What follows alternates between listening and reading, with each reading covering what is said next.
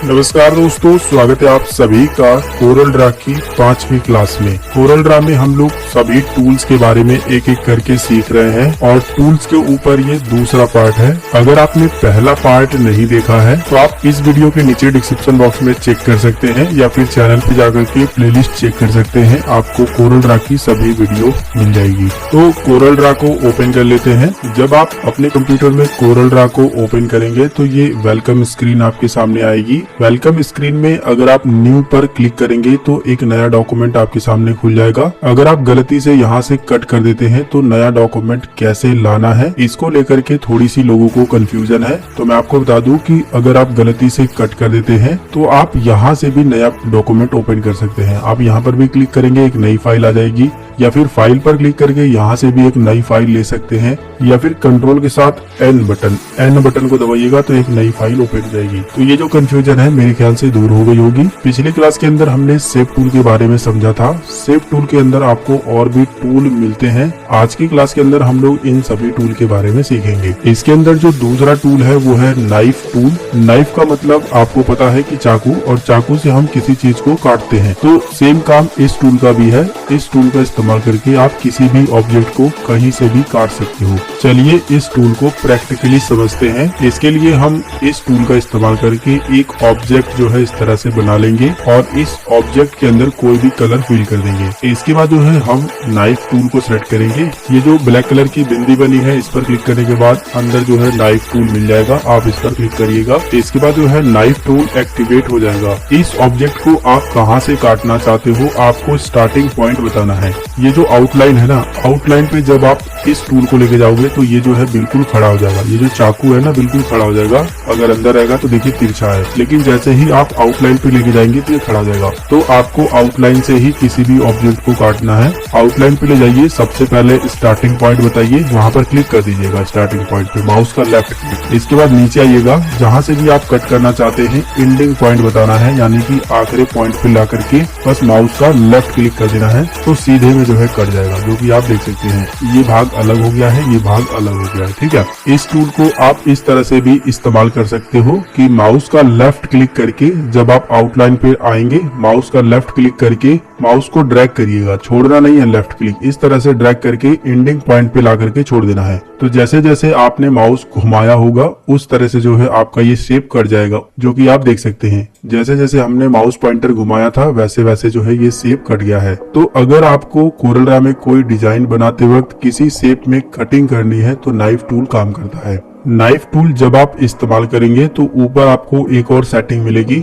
जिसे बड़े ध्यान से समझिएगा। अभी जो है इस वाली सेटिंग पर क्लिक है, ऑटो क्लोज ऑन कट, यानी कि जब आप कट करेंगे तो ऑटोमेटिक क्लोज हो जाएगा और जो है जो भी आपने कट किया है ऑब्जेक्ट वो अलग अलग हो जाएगा जब पहले वाले ऑप्शन पर क्लिक रहेगा। तो जैसे कि मैंने इस पर क्लिक कर दिया और मैं यहाँ पर क्लिक करके और यहाँ पर क्लिक करके अगर इस ऑब्जेक्ट को कट कर रहा हूँ, पिक टूल सेलेक्ट करने के बाद देखेंगे ये जो है अलग अलग हो गया है। ठीक है, लेकिन मैं इसे पहले कंट्रोल जेड करता हूँ। हम इस वाले को डिसेबल कर देते हैं क्लिक करके और इस वाले को इनेबल कर देते हैं। ये कौन सी सेटिंग है? ये है लीव एज वन ऑब्जेक्ट, मतलब कि कट तो जाएगा लेकिन एक ही ऑब्जेक्ट में रहेगा। मतलब कि जब आप यहाँ पर क्लिक करोगे और इसका एंडिंग पॉइंट बताओगे तो ये कट तो हो जाएगा लेकिन ये एक ही ऑब्जेक्ट में रहेगा, अलग अलग नहीं होगा। मैं इस पर क्लिक कर देता हूँ, देखिए कट हुआ है लेकिन ये अलग अलग नहीं हो पाया है। तो इस बात का आपको ध्यान देना है कि जब आप नाइफ टूल इस्तेमाल कर रहे हैं किसी ऑब्जेक्ट को अलग अलग काटने के लिए तो इस वाले ऑप्शन पर क्लिक रहेगा, ऑटो क्लोज ऑन कट। तो जब आप जो है स्टार्टिंग पॉइंट एंडिंग पॉइंट बता करके कट करेंगे तो ये अलग अलग ऑब्जेक्ट में कट होगा।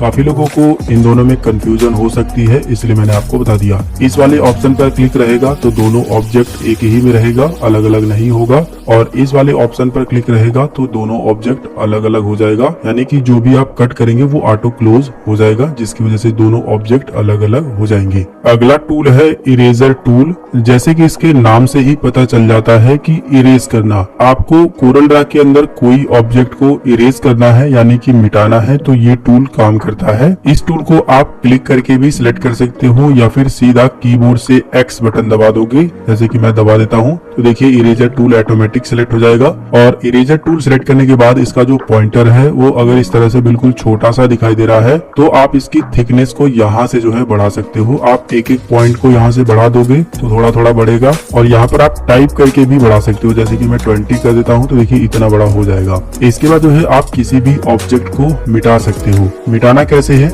जिस तरह से हम लोग कॉपी पे इरेजर यानी रबड़ से मिटाते हैं, ठीक उसी तरह से आप किसी भी ऑब्जेक्ट को सिलेक्ट कर लीजिए, माउस का लेफ्ट क्लिक करके जो है इस तरह से ड्रैग करेंगे तो इरेज होगा। कैसे, किसी भी ऑब्जेक्ट पर सबसे पहले आप एक बार क्लिक करिए, माउस का लेफ्ट क्लिक करके इस तरह से इरेज कर सकते हैं। इसके अलावा जो है आप इरेजर को इस तरह से भी चला सकते हैं कि आप किसी भी ऑब्जेक्ट को सिलेक्ट करिए, सबसे पहले आप स्टार्टिंग पॉइंट बताइए, स्टार्टिंग पॉइंट ये है, इसके बाद एंडिंग पॉइंट बताइए जो आखिरी वाला पॉइंट है, वहां पर आकर के माउस का लेफ्ट क्लिक कर देंगे तो इस तरह से भी इरेज हो जाएगा। ये काम जो है आप किसी भी ऑब्जेक्ट में कर सकते हो। जैसे कि मैं सर्कल बना लेता हूँ और इस सर्कल को अगर हमें बीच से इरेज करना है तो हम इरेजर टूल सेलेक्ट करेंगे, यहाँ से इसका जो डायामीटर है वो सेट कर लेंगे। मैं यहाँ पर जो है इस बार 10 कर लेता हूँ। इसके बाद इरेजर का जो पॉइंट है उसके हिसाब से हो जाएगा, और यहाँ पर स्टार्टिंग पॉइंट बताएंगे और इस तरह से लाने के बाद एंडिंग पॉइंट बता देंगे तो इस तरह से जो है 2 भागों में इरेज हो जाएगा। तो मेरे ख्याल से इरेजर टूल आपको अच्छे से समझ आ रहा होगा। इरेजर टूल अभी आप देखोगे सर्कल में है, आप चाहो तो यहाँ पर क्लिक करके इसको स्क्वायर में कर सकते हो इस तरह से, और स्क्वायर में भी आप मिटा सकते हो। माउस का लेफ्ट क्लिक करके भी इस तरह से मिटा सकते हो जिस तरह से मैंने आपको बताया। साथ ही साथ जो है आप किसी भी ऑब्जेक्ट को सेलेक्ट करिए, स्टार्टिंग पॉइंट बताइए और एंडिंग पॉइंट बताइए तो इस तरह से भी आप जो है किसी भी ऑब्जेक्ट को मिटा सकते हो। इरेजर टूल से हमने इस सर्कल को 4 भागों में डिवाइड कर दिया है, लेकिन अभी भी अगर आप पिक टूल सेलेक्ट करेंगे तो ये जो है अभी एक ही में अटैच है, ये अलग अलग सिलेक्ट नहीं हो रहा है। अगर आप इसे अलग अलग करना चाहते हैं तो जब आप इसे सिलेक्ट करेंगे तो ऊपर की साइड में जो है आपको ब्रेक अपार्ट का ऑप्शन मिलेगा, जिसकी शॉर्टकट की है कंट्रोल के साथ के बटन। आप इस पर क्लिक भी कर सकते हो या फिर कंट्रोल के साथ के बटन भी दबा सकते हो। इतना करने के बाद जो है आप बाहर क्लिक करिएगा और एक एक ऑब्जेक्ट को जो है आप अलग कर सकते हो, जो कि आप देख सकते हो। हमने एक सर्कल बनाया, इरेजर टूल से हमने जो है सेंटर पॉइंट से उसको इरेज कर दिया, फिर उसको जो है हमने अलग अलग टुकड़ों में इस तरह से जो है बांट दिया। तो इसके अलावा बहुत सारे काम जो है आप इरेजर टूल से कर सकते हो, थोड़ा सा आप अपना दिमाग लगाइएगा। इसके अंदर अगला टूल है स्मज ब्रश टूल। इस टूल का इस्तेमाल करके आप किसी भी ऑब्जेक्ट को बाहर की साइड में या फिर अंदर की साइड में जो है फैला सकते हो। कहने का मतलब यह है कि उसका आकार आप बदल सकते हो। कैसे इस्तेमाल करना है थोड़ा सा इसे प्रैक्टिकल समझते हैं। आप इस टूल पर क्लिक करेंगे, ये टूल जो है सिलेक्ट हो जाएगा। अभी आप देखोगे ये टूल काफी छोटा सा दिखाई दे रहा है, तो अगर आप इसका साइज बढ़ाना चाहते हो तो आप निब साइज ये जो ऑप्शन है यहाँ पर क्लिक करके थोड़ा थोड़ा भी बढ़ा सकते हो, या फिर जो है अगर आपको ज्यादा बढ़ाना है तो आप यहाँ पर जो है सीधा टाइप करके भी बढ़ा सकते हो, इस तरह से ज्यादा बढ़ जाएगा। इसके बाद जो है अगर आप इसे किसी ऑब्जेक्ट पर इस्तेमाल करना चाहते हो तो सबसे पहले आपको उस ऑब्जेक्ट पर क्लिक करना होगा और इसको जो है कन्वर्ट टू कर्व करना होगा। इस तरह से कन्वर्ट टू कर्व की विंडो आएगी, यहाँ पर ओके पर क्लिक करिएगा। इसके बाद जो है ये ऑब्जेक्ट कन्वर्ट टू कर्व हो जाएगा। अब आप इस ऑब्जेक्ट में से जो भी हिस्सा फैलाना चाहते हैं या फिर बटोरना चाहते हैं वो सारा काम जो है आप इस टूल से कर सकते हैं। एग्जाम्पल के लिए हमें ये जो लाइन दिख रही है इसको थोड़ा थोड़ा फैलाना है, तो हम इसके अंदर से क्लिक करके इस तरह से जो है ड्रैग कर देंगे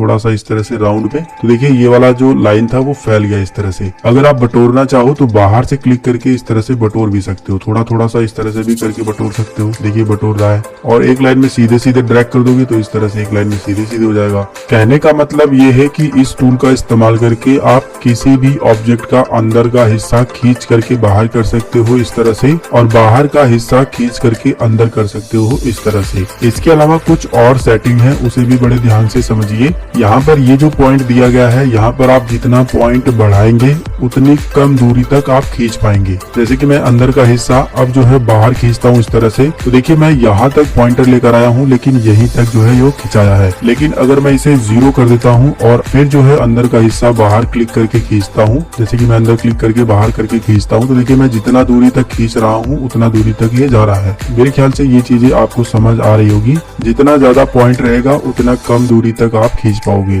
इसके अलावा जो अगला ऑप्शन है, इस ऑप्शन का इस्तेमाल करके आपने ये जो ब्रश सेलेक्ट किया है इसको जो है सर्कल पॉइंट में कर सकते हो। अभी देखोगे ये अंडे आकार का है, लेकिन जैसे ही आप यहाँ पर डिग्री चेंज करोगे, जैसे कि मैं 90 डिग्री कर देता हूँ और अंदर क्लिक करने के बाद देखिए बिल्कुल सर्कल में हो गया है। सर्कल में बनाने के बाद आप जो है ऑब्जेक्ट के अंदर कुछ इसे इस तरह से भी यूज कर सकते हो। देखिए मैंने एक डिजाइन यहाँ बना दिया, एक यहाँ पर और एक यहाँ पर, और एक कॉर्नर में भी इस तरह से बना सकते हो। और अगर आपको बाहर का हिस्सा अंदर लेके जाना है है तो बाहर क्लिक करिएगा, अंदर जो है थोड़ा सा ड्रैग करेंगे इस तरह से चला जाएगा। ठीक है, बाहर क्लिक करने के बाद अंदर की साइड में थोड़ा सा ड्रैग करेंगे तो इस तरह से भी डिजाइन बन जाएगा। इसके बाद जो अगला ऑप्शन है, इस ऑप्शन का इस्तेमाल करके आपका ये जो पॉइंटर है इसको आप रोटेट कर सकते हो, यानी कि घुमा सकते हो। इसके लिए मैं जो है सबसे पहले इसको 45 डिग्री ही कर देता हूँ, ताकि जब मैं रोटेट करके दिखाऊं तो आपको अच्छे से समझ आए। अभी आप देखोगे ये जो हमारा पॉइंटर है वो बिल्कुल अंडे आकार का है। अगर मैं यहाँ पर 45 डिग्री कर देता हूँ तो देखिए 45 डिग्री पे ये जो है रोटेट हो गया है, यानी कि घूम गया है। तो अगर आपको किसी ऑब्जेक्ट में जो है 45 डिग्री पे कोई डिजाइन बनाना है तो वो आप डिग्री यहाँ पर चेंज करके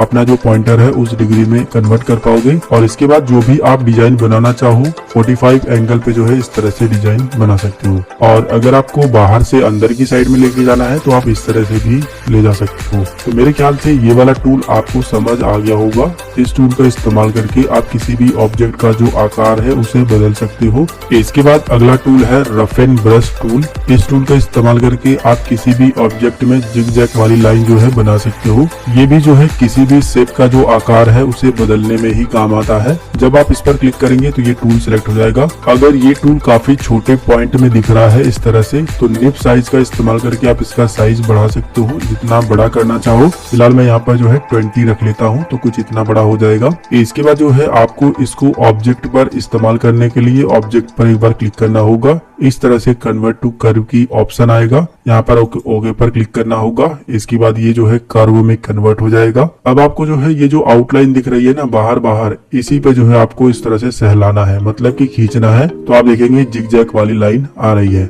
अगर आप ये चाहते हैं कि ये लाइन थोड़ा और पास में आए तो आप यहाँ से जो है इसका साइज बढ़ा देंगे, और अब जो है अगर आप करोगे तो और पास में जो है लाइन आएगी। तो ये चीजें आप यहाँ से जो है एडजस्ट कर सकते हो। इसके बाद यहाँ से जो है आप इसका एंगल भी सेट कर सकते हो, इसका जो डायरेक्शन है वो भी सेट कर सकते हो। आप ऑटो पे क्लिक करोगे तो ऑटोमेटिक जो डायरेक्शन रहेगी यहाँ पर उसके हिसाब से होगा, लेकिन आप चाहो तो फिक्स डायरेक्शन पर क्लिक करके यहाँ पर अपने अकॉर्डिंग डायरेक्शन बता सकते हो। जैसे कि मैं 30 डिग्री रख लेता हूँ, और इसके बाद जो है जब आप अपने ऑब्जेक्ट पर इसे घुमाएंगे पकड़ करके इस तरह से, तो 30 डिग्री पे जो है ये रोटेट होगा। आप क्लिक करके भी ये चीजें बना सकते हो, एक एक क्लिक करोगे तो ये चीजें बनेगी। ठीक है, क्लिक करके भी बना सकते हो, साथ में साथ अगर पकड़ करके माउस को ड्रैग करोगे तो भी जो है ये बनेगा। रफ एंड ब्रश टूल का इस्तेमाल करके आप इस तरह का आकार अगर आप शेप में या फिर ऑब्जेक्ट में देना चाहो तो दे सकते हो। इसके बाद जो अगला टूल है वो है फ्री ट्रांसफॉर्म टूल। इस टूल का इस्तेमाल करके आप किसी भी ऑब्जेक्ट को किसी भी एंगल में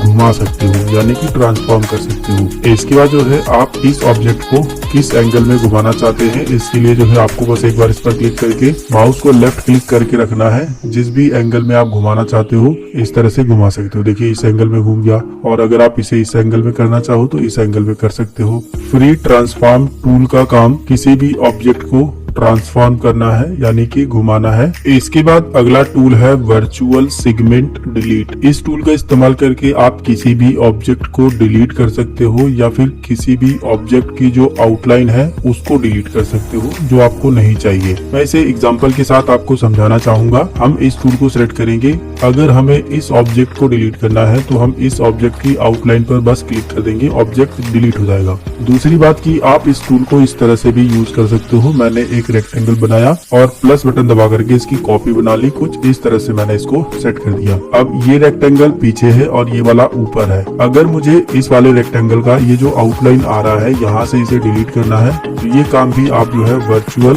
सेगमेंट डिलीट ये जो टूल है इससे जो है कर सकते हो। इस टूल को सिलेक्ट करिएगा, आउटलाइन पे ला करके बस आपको क्लिक कर देना है। जब आप आउटलाइन पे लेके आओगे ना तो इस तरह से आपका ये जो टूल है वो खड़ा हो जाएगा। इस पर क्लिक करते ही वो डिलीट हो जाएगा। अब आप देख सकते हो यहाँ पर जो फालतू की आउटलाइन आ रही थी उसको हमने डिलीट कर दिया है, और ये दोनों ऑब्जेक्ट ऐसा लग रहा है एक दूसरे से जुड़े हुए हैं। लेकिन अगर आप किसी ऑब्जेक्ट की आउटलाइन को डिलीट कर देते हो तो आप उस ऑब्जेक्ट में जो है कलर नहीं फील कर पाओगे, क्योंकि इसकी आउटलाइन जो है यहाँ से कट हो गई है और ये जो है खाली है, और खाली ऑब्जेक्ट में जो है आप कलर नहीं फील कर पाओगे। जब तक वो चारों तरफ से बंधा नहीं रहेगा तब तक उसमें जो है आप कलर नहीं फील कर पाओगे। फिलहाल हम लोग बात कर रहे थे कि वर्चुअल सेगमेंट डिलीट टूल का यूज कैसे करना है। तो दोनों तरीके मैंने आपको बता दिए कि आप ऑब्जेक्ट को डिलीट भी कर सकते हो, साथ में जो है अनवांटेड आउटलाइन को जो बीच में कहीं पर आ रही है तो उसको भी डिलीट कर सकते हो। तो इस तरह से जो है आज हमारे ये सब टूल जो है कंप्लीट होते हैं। इस वीडियो के अंदर बस इतनी ही जानकारी। अगर आपको ये वीडियो पसंद आया तो लाइक शेयर सब्सक्राइब करिए। अगर आपके मन में कोई सवाल है, अगर आपको कोई टूल समझ ना आया हो, कोई जानकारी समझ ना आई हो तो नीचे कमेंट करिएगा। मिलेंगे फिर एक नई वीडियो में नई जानकारी के साथ। तब तक के लिए जय हिंद,